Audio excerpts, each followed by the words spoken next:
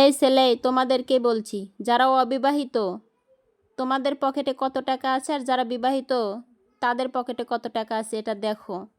তোমাদের অ্যাকাউন্ট আছে, অথচ বিবাহিতদের অ্যাকাউন্ট আছে। অ্যাকাউন্ট আছে মানে অ্যাকাউন্টের টাকাও আছে।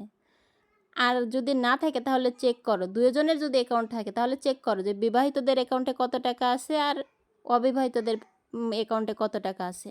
তাহলেই বুঝে যাবা বিয়ে করলে কতটা সুবিধা।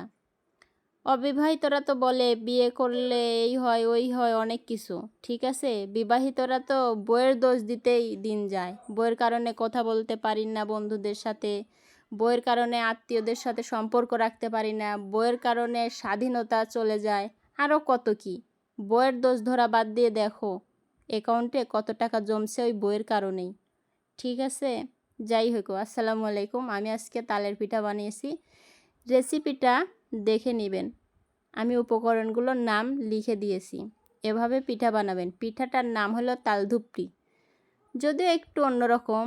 আমি যেখানে থাকি সিলেট, এইখানের মানুষ এটা খাইছে কি না আমি জানি না, তো আমাদের এলাকায় এই পিঠাটা খায়।